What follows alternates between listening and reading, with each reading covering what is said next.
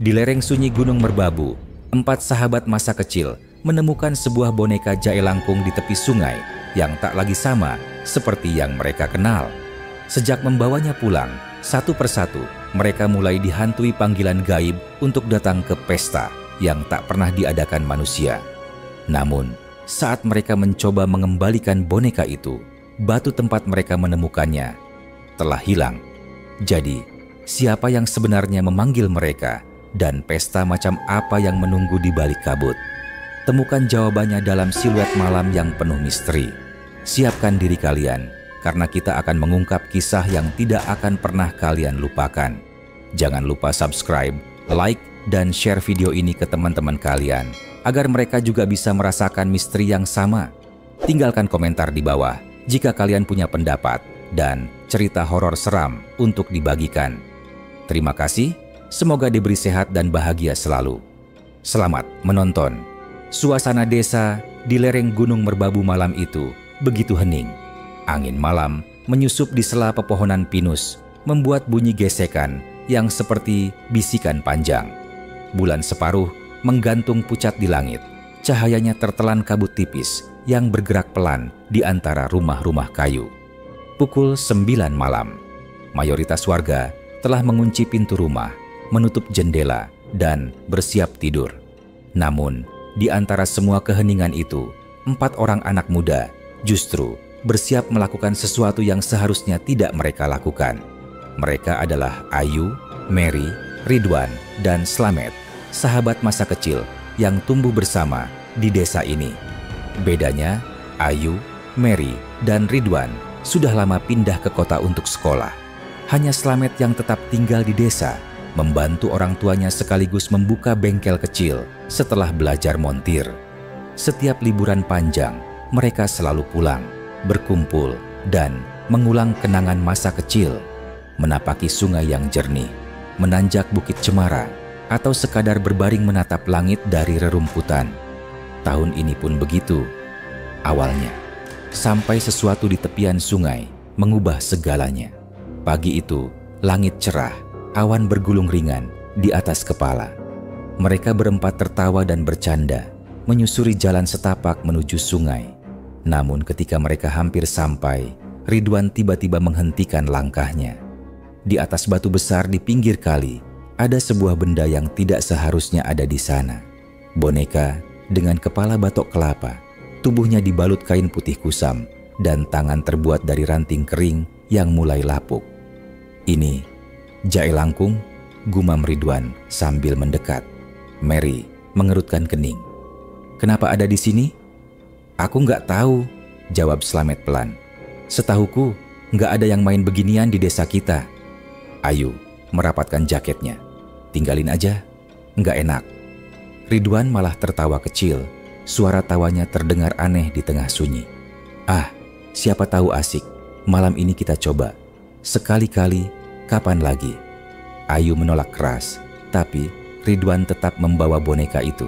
Setiap langkah, ia menggerak-gerakkan tangan boneka, seperti sedang melambai. Entah kenapa, Slamet merasa boneka itu seperti memperhatikan. Malamnya, di belakang rumah nenek Ridwan yang halamannya luas, mereka menyiapkan ritual. Lilin dinyalakan, aroma asapnya bercampur bau tanah basah. Kertas dan spidol telah disiapkan. Slamet dan Mary memegang tangan kanan dan kiri boneka. Spidol diikat pada tangan boneka itu, sementara Ridwan bersiap membaca mantra. Jae langkung, datanglah ke pestaku. Datang tak dijemput, pulang tak diantar. Mereka mengulangnya berkali-kali. Tidak ada yang terjadi. Lilin berkedip-kedip, tapi itu hanya karena angin malam. Pukul 11, mereka menyerah. Boneka diletakkan di bawah meja di halaman belakang. Tapi malam itu, Ayu terbangun di tengah malam. Dari kamarnya yang menghadap kebun, ia mendengar suara seperti kletak-kletak, bunyi kayu patah pelan. Awalnya, ia pikir itu ranting jatuh. Tapi suara itu semakin dekat. Lalu terdengar sesuatu menyeret di tanah. Seret, seret. Perlahan, ia menoleh ke jendela. Di sana, di luar rumah yang diterangi sinar bulan, boneka jae langkung itu berdiri tegak, Kepalanya sedikit miring, menghadap langsung ke arahnya. Matanya, yang semula hanya 2 lubang kosong di batok kelapa, kini terlihat seperti diisi sesuatu yang gelap dan berkilat. Ayu memejamkan mata erat-erat. Saat ia buka lagi, boneka itu sudah tidak ada.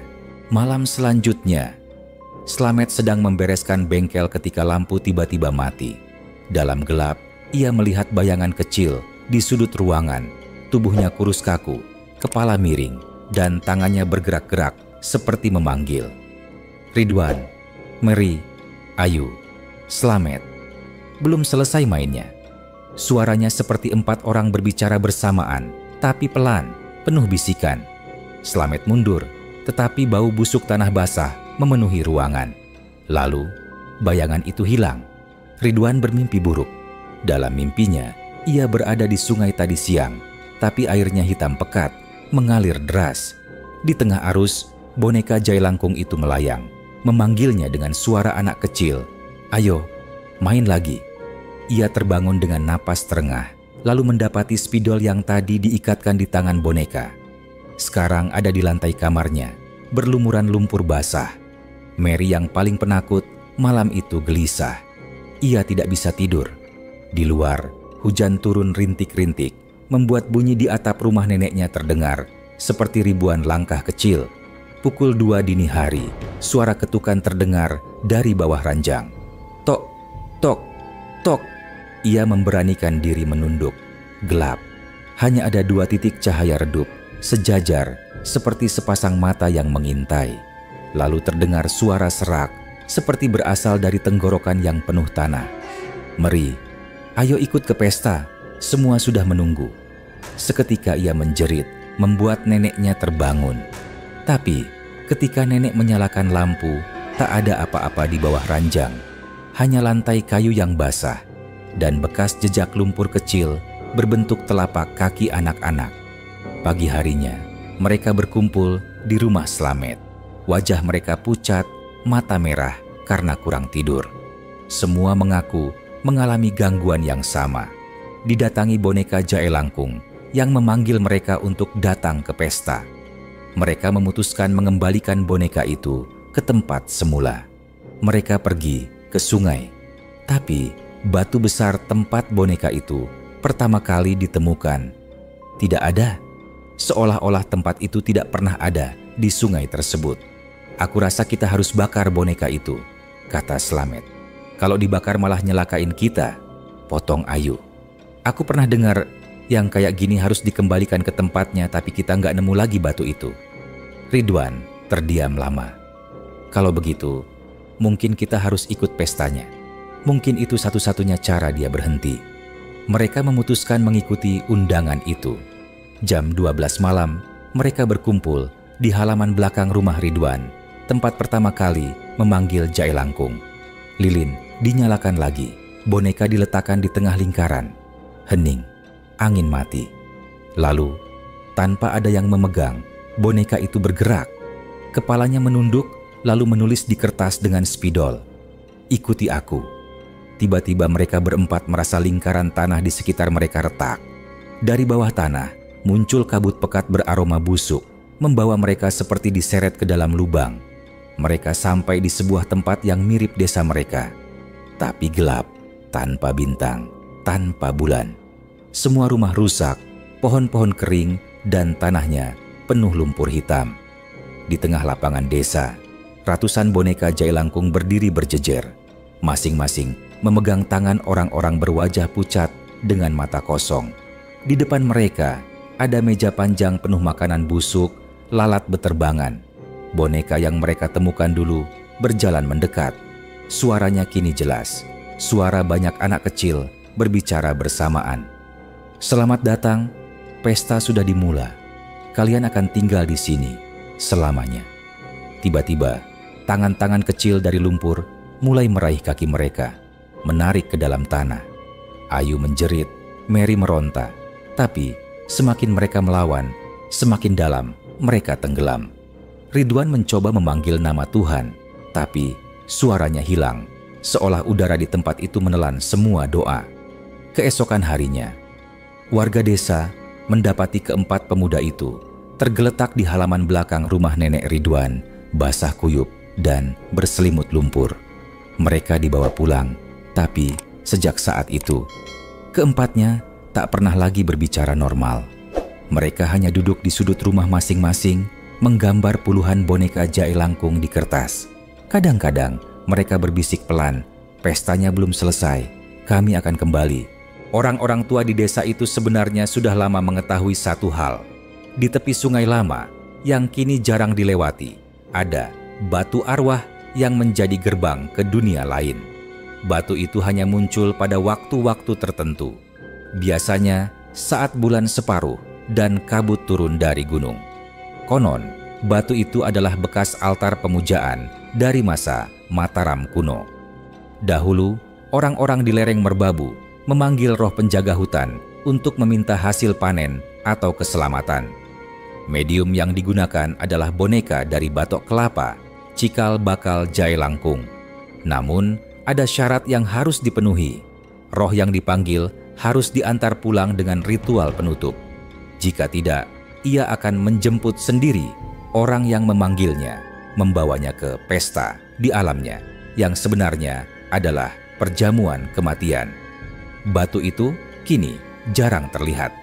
Tapi warga desa percaya, jika seseorang menemukan boneka jahe langkung sendirian di tempat terbuka, itu bukan kebetulan.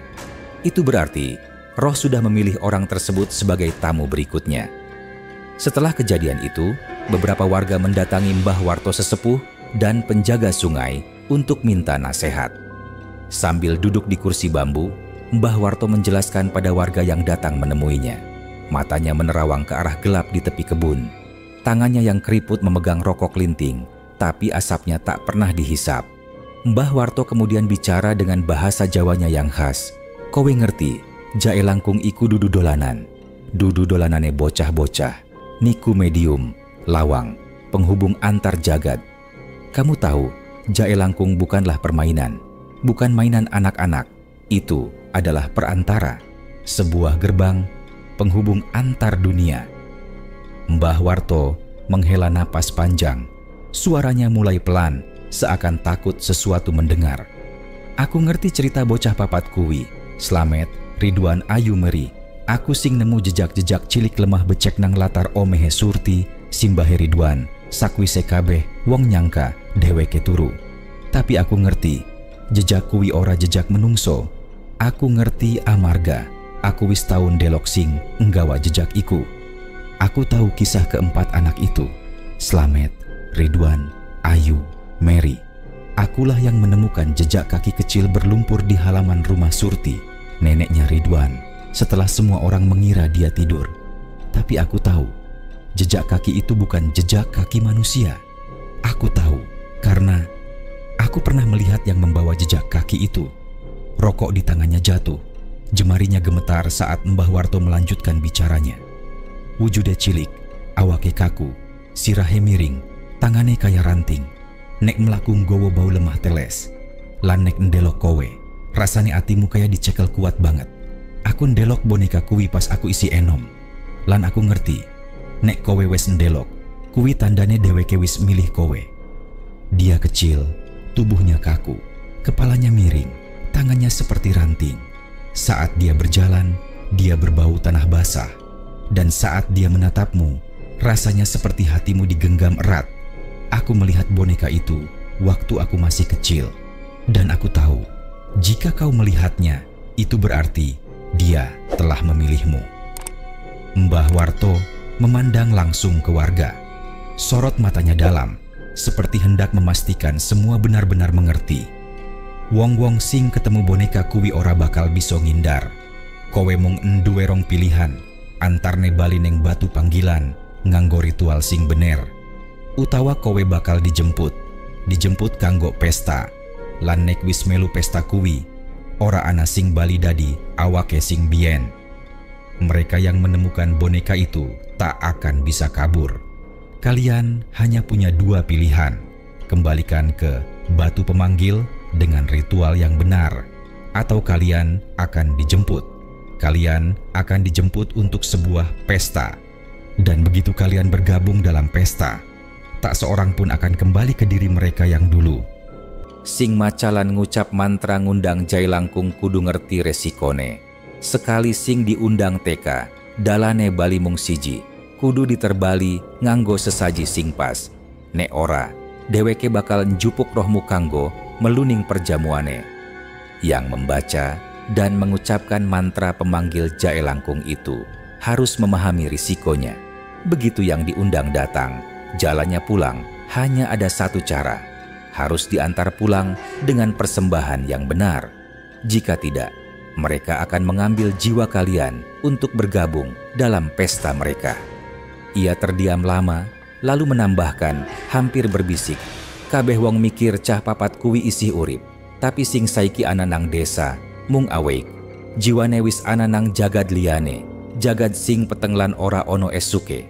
Semua orang mengira keempat anak itu masih hidup. Tapi, apa yang ada di desa sekarang hanyalah tubuh. Jiwa mereka berada di dunia lain, dunia gelap tanpa hari esok. Angin malam bertiup dari arah sungai, membawa bau tanah basah. Dari jauh, terdengar samar suara seret-seret, seolah sesuatu sedang berjalan di lumpur. Mbah Warto memejamkan mata dan berkata pelan, "Nek kowe nemu boneka kuwi nang pinggir kali, ojo takon sopo sing ninggalke. Lungo, tinggalke panggonan kuwi, sadurunge dheweke ngerti jenengmu. Kalau kamu menemukan boneka itu di tepi sungai, jangan tanya siapa yang meninggalkannya. Pergi, tinggalkan tempat itu, sebelum mereka tahu namamu." Sejak itu, tak ada lagi yang berani berjalan ke tepi sungai pada sore hari, apalagi malam. Tetapi, beberapa warga mengaku, sesekali mereka melihat bayangan 4 anak muda berdiri di tengah kabut dekat sungai, tubuh mereka kaku, dan di tangan masing-masing tergenggam erat sebuah boneka Jai Langkung. Dan di udara, samar-samar terdengar bisikan, "Datang tak dijemput, pulang tak diantar,